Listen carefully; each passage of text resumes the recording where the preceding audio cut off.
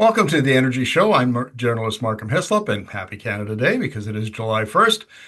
My guest today is Daan Walter of Ember Energy, and we're going to be discussing a paper or a piece that he co-wrote with his colleagues Kingsmill Bond and Sam Butler Sloss, and it's called the Electrification Imperative. So welcome to the Energy Show, Dan.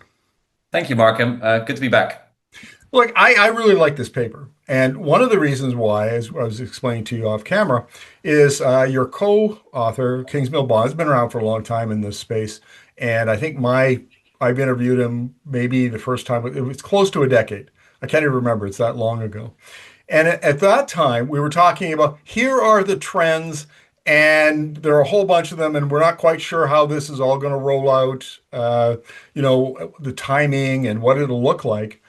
Fast forward to 2025 and your paper, and now it really is clear. I mean, this is all about electrification of supply, wind, solar, hydro, nuclear, geothermal, whatever it's going to be, but it's electrons, not molecules. And then we're talking about on the demand side, we're talking about things like electric vehicles and heat pumps and electric industrial technologies like induction furnaces and that sort of thing. And it's much clearer and simpler now. Would you agree with that take on this? Yes, I mean, a fun experiment for anyone watching would be to read an IEA report from like a decade ago and today, and just see how much goes to electrification now versus what we thought would go to electrification, or how much would go to renewables versus, I don't know, some crazy solutions that we had a decade ago, CCS on coal power plants, this kind of stuff. So it becomes very clear that we're slowly starting to see the real contours of the transition emerging, which go along the simple lines of renewables and electrification taking the lion's share of the energy system. Now, what I find interesting about this, like I was trained as a historian, so I tend to think of things in longer term. If you look back in the days when the United Kingdom, Great Britain, sort of their empire was at its apex in the 19th century, and you look forward into the 20th century, you couldn't have anticipated the rise of the American industry and economy and its geopolitical power. You couldn't have forecast that because we wouldn't know. There was a Henry Ford that invented basically the modern automobile and the factory system, and then we had all sorts of other things that the electrification that the Americans promote, all of that stuff that made it the 20th century, the decade of the United States.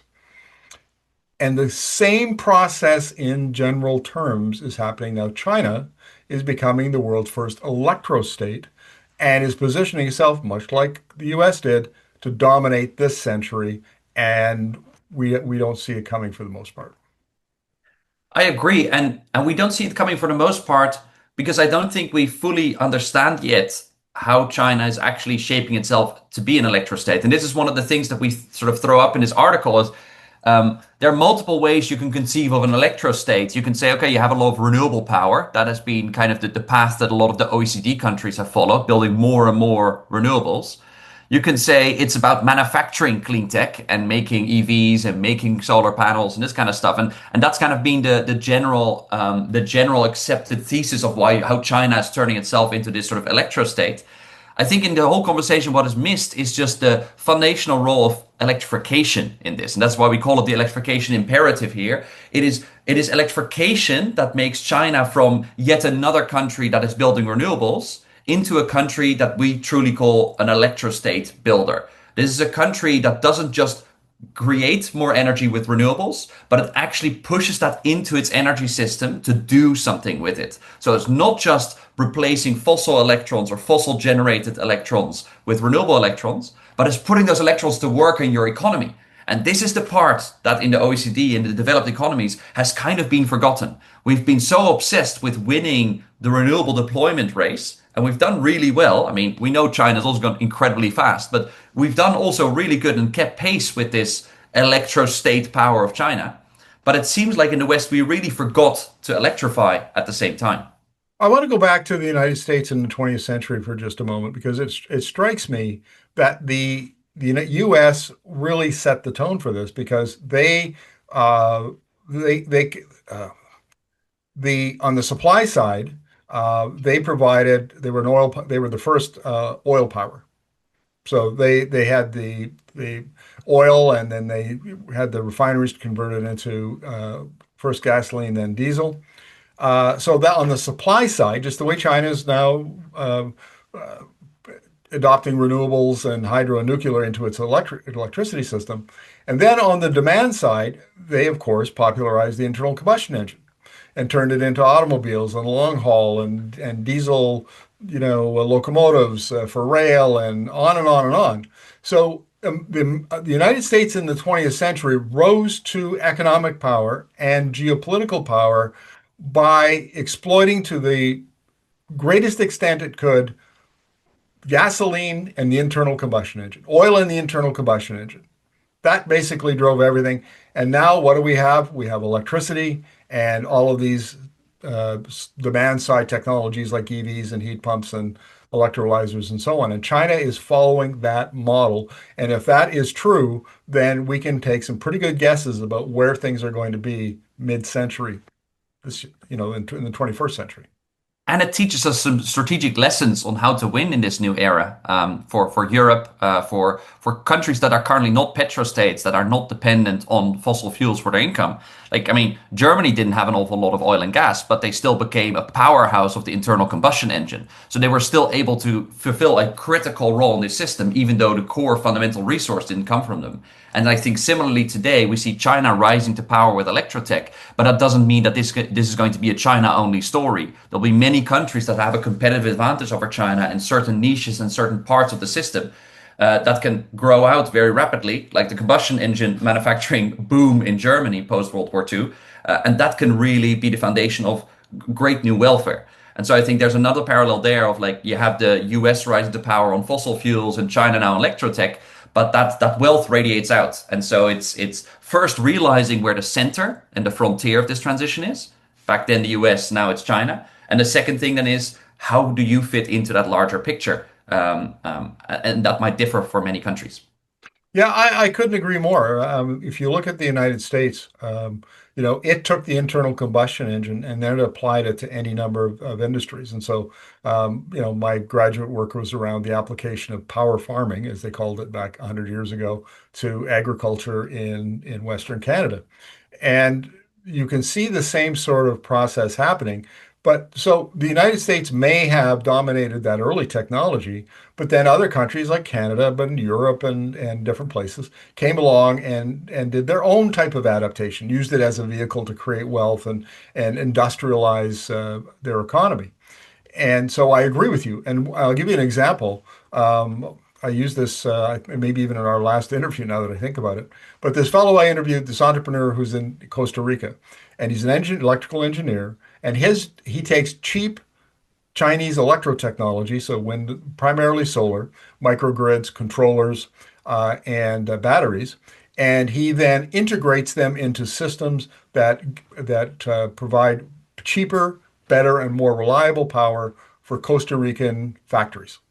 So it could be, he used the example of an ice cream factory. You can't have downtime in a hot country where you've got ice, you're making ice cream. And I suspect that we're going to see some of that. That the next wave of this is not going to be about who can manufacture the widget cheaper. It's who can come up with better applications of the widget and do it more efficiently and do it cheaper and gives them a competitive advantage against China, which provides the base technology cheaper. Yes. And who could deploy the technology, right, Mark? And I think Yes. that is the point that I think is kind of forgotten in the West, and why electrification is so important. It is great to invent new technology. It is great now that on the supply side, at least, we're deploying those technologies in the West. But really, also the big margins where a lot of money is to be made is really in deploying demand side technology. Demand side, you're closer to the consumer, you have higher pricing power. The market in general is bigger. I mean, as we show in the article today, electric vehicles and heat pumps, the markets of those two together are already 3 times as large as wind and solar are today. And those are just still in early phases. So IEA predicts by 2035 that differential is going to go from a times 3 to a times 8 as big. So there's a tremendous amount of money to be made to implement demand side electrotech. And forgetting to do that and just focusing on the supply side and perhaps on the innovation side really misses the larger picture of how to not just succeed at the transition, but how to actually win the transition. And that's, I think, where the big differential now lies between China and the West, is that China is currently in it to win it.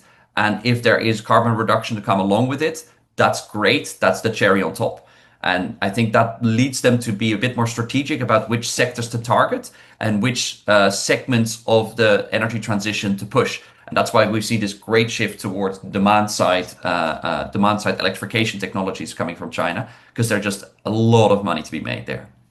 There's the big debate going on in Canada, and this has happened a number of times in my memory about productivity, labor productivity.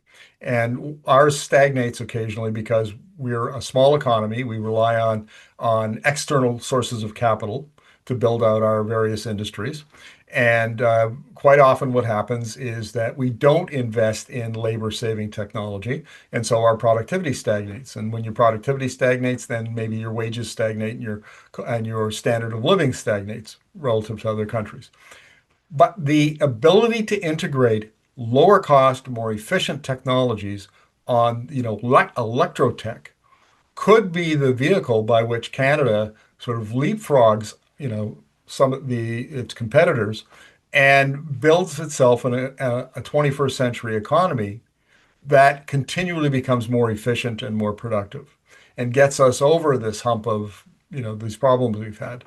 And I think that now that I think about it, focusing on just, oh, China controls batteries, we need a battery industry. China controls electric vehicles, we need an electric vehicle industry. Instead of thinking strategically and saying, okay, we're going to make batteries, what do we do with those batteries? How can Hmm. we be clever with those and make a better economy with them, for example? Exactly. If you take putting solar panels on a roof of a suburban house, the amount of money of like a few thousand dollars, right? Maybe five, $6,000 for a larger house. The amount of money of that actually goes to a Chinese producer, it's a few $100s. The margin that they make on those solar panels is a few percent. So we're talking about giving, 10, 20, 30, maybe $50 to a Chinese producer for their solar panels. And then all the rest is at home spending in your own economy. Also, by the way, to produce energy that will remain local and will remain controlled by people in Canada for Canadians. And so it's a very, at the moment we have a very lopsided conversation because we're so used to importing energy that when we think about importing, when we think about solar power or when we think about electric vehicles or batteries or other electrification technology, we immediately default to saying if some part of this needs to be imported, that's a detriment to society. And that's, of course, quite silly. Not just because inherently economically there's so much more of a multiplier of what you can, the money that starts singing around your own economy through these technologies. But it's also silly because basically there's just so much consumer benefit that you're not realizing, and you're cutting off your nose to spite your face, right? It's just you're blocking imports from China on 5 to 10% of a project cost, or maybe 20% to 30% of a project cost on new electrotech, to not allow for savings of hundreds of maybe even thousands of dollars per household in Canada or in any of the Western countries. And I think that's another, I think, strategic error that we're making, or a strategic error in how we think about the energy transition, is that we're just thinking whoever controls supply controls the system. That was the case under oil and gas. That's no longer the case in electrotech.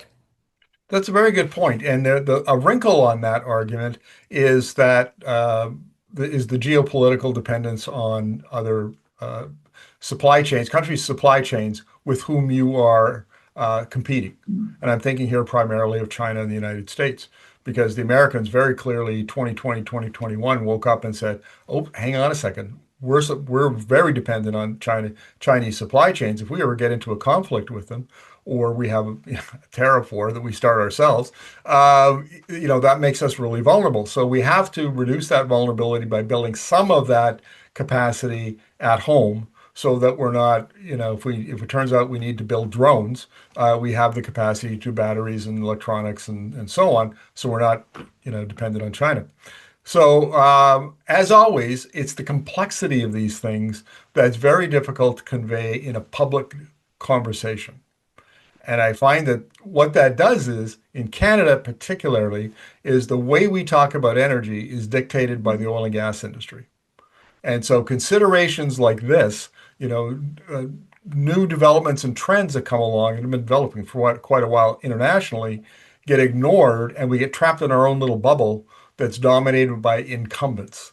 And those are the oil and gas companies, and then those are utilities that are still stuck on, using gas and not coal. Coal's gone the way, but gas in particular. So it's the incumbents dominating the conversation, which impedes progress in electrifying.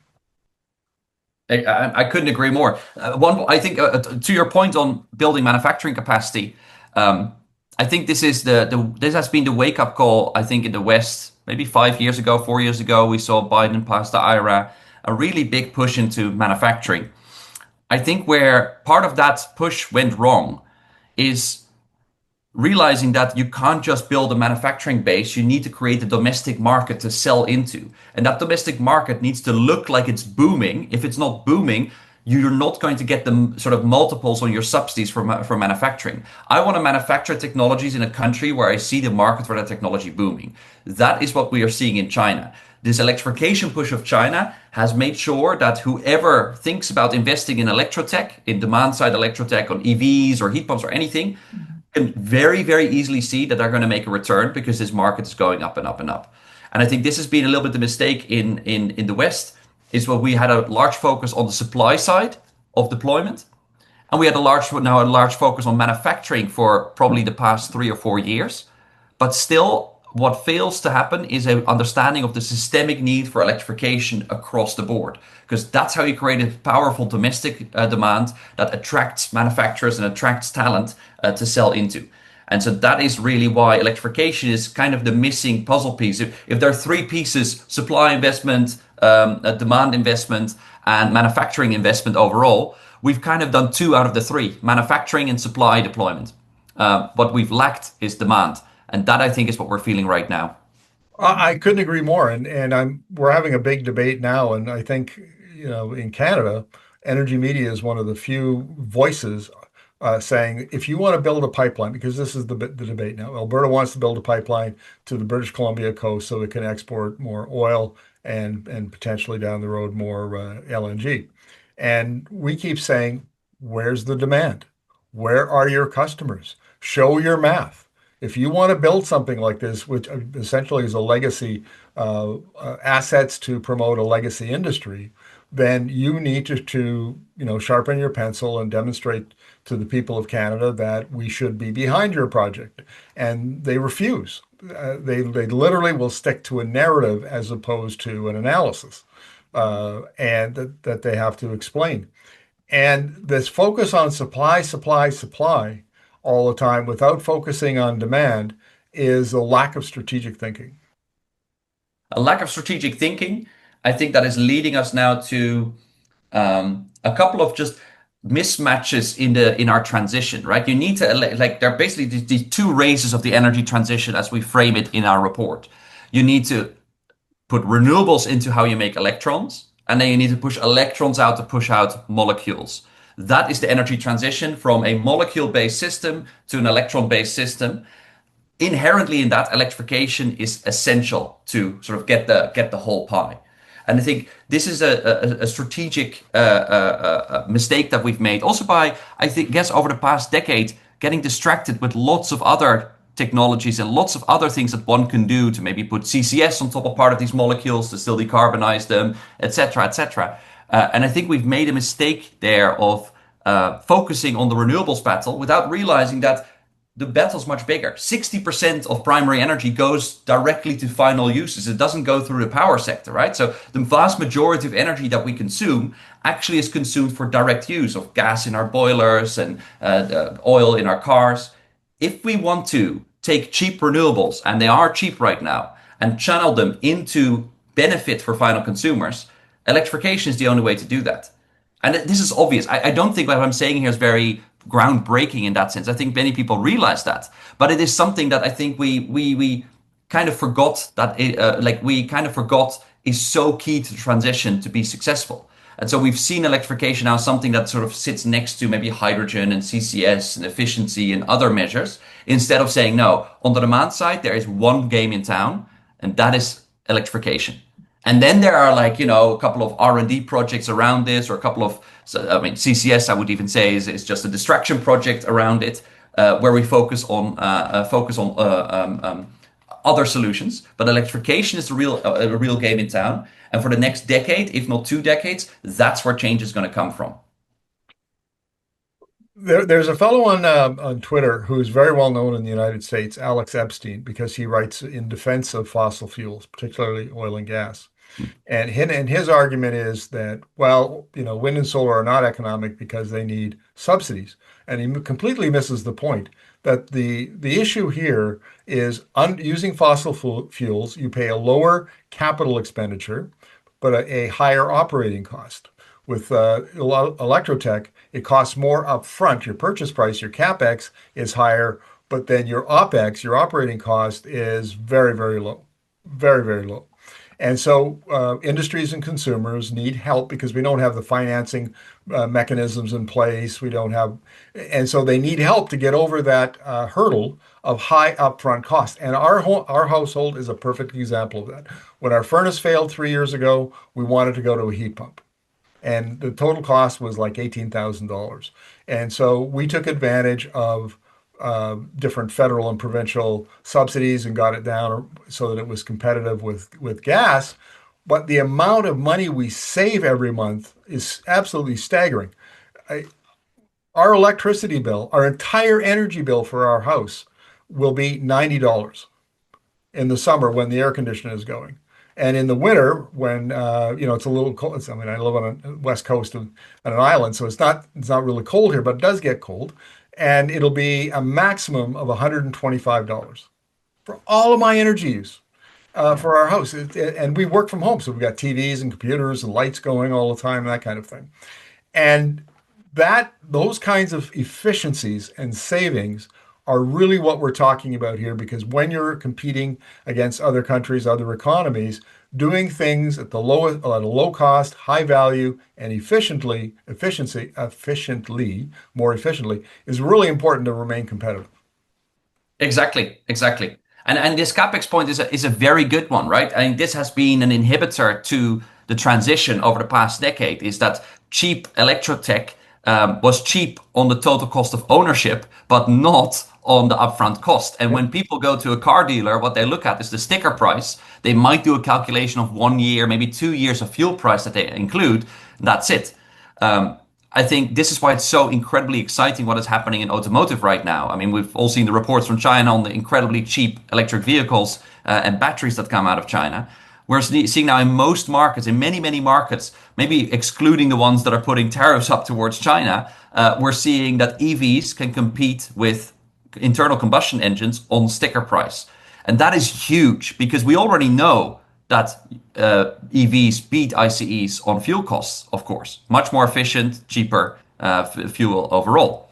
But the upfront cost, that's a huge turnaround because now you actually get people going to their local car dealer and all the budget models are EVs, all the cheap models are EVs. And so people will start picking those options more and more often. That's why I think that we're now arrived at a point where this transport transition is kind of locked in, right? We're kind of seeing like the force of the economy, even this last force of upfront cost is resolved with sticker price parity.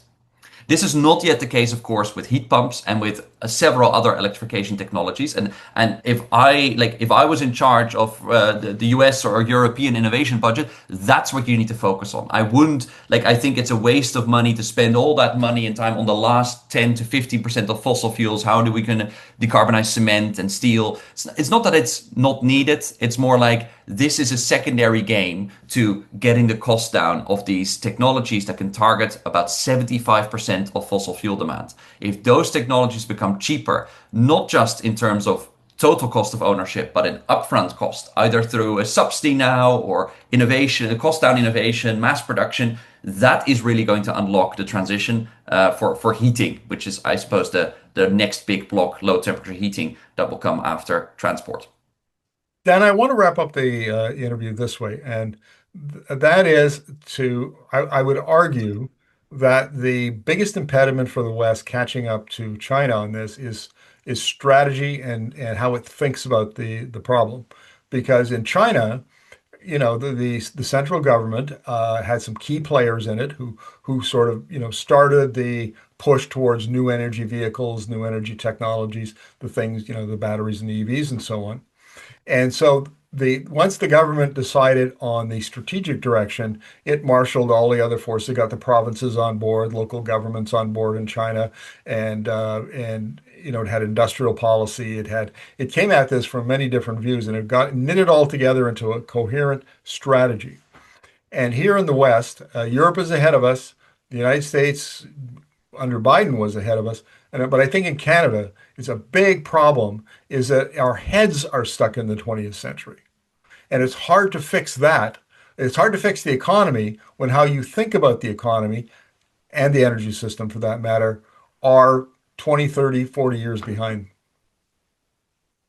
I tend to agree, and I think that that is showcased on in the lagging of electrification. But to be honest, though, I mean, once that shift of that mind shift happens, it can move fast. Like we have, like if we look at Europe or the US for that matter, renewables have grown very rapidly. They are 90% of capacity addition. So it is on one of the two legs of the transition to be doing extremely well over the past years. It is just that that other part of the transition, electrification, is currently missing. And that's why you also now see struggles in Europe as you reach 60 to 75% of renewables. You start seeing those last mile problems of electrification of renewables coming in now, balancing, seasonal balancing, year to year price uncertainties, this kind of stuff.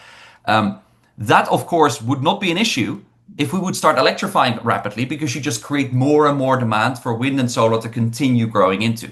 And so I think we are currently at a pivotal point why it's so important that this mind shift changes like right now is wind and solar are kind of reaching or approaching the max of what they can reach in many economies in Europe right now. About 75 to 80%. Batteries are going to further raise that, but they're kind of approaching the end game now.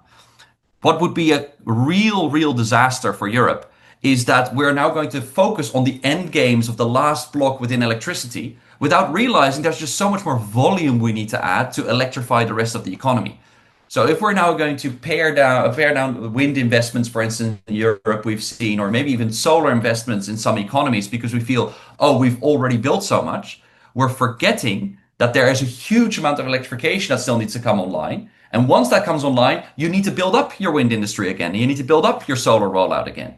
And that is the risk right now, is because these two races have grown lopsided in the West.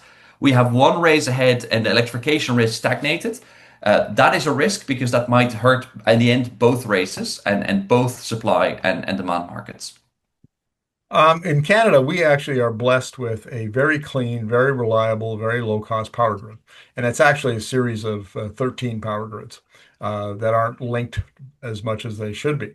But the point is, we have 60% hydro, 17% nuclear, 7% renewables.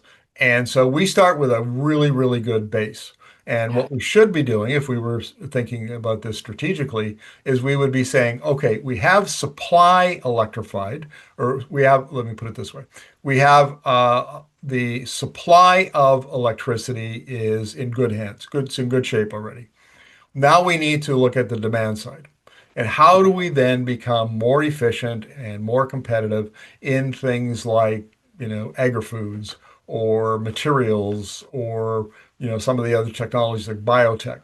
How do we use our competitive advantage, our comparative advantage, to then build that out and compete more efficiently in these particular industries?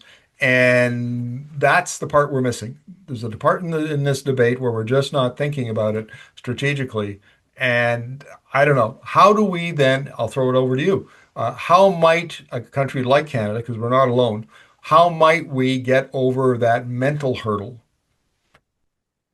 Um, well, to some extent, I don't blame people per se for underappreciating electrification over the past decade. It is a very recent thing that EVs have become truly cheap. They were a toy for the rich 10 years ago. They are no longer.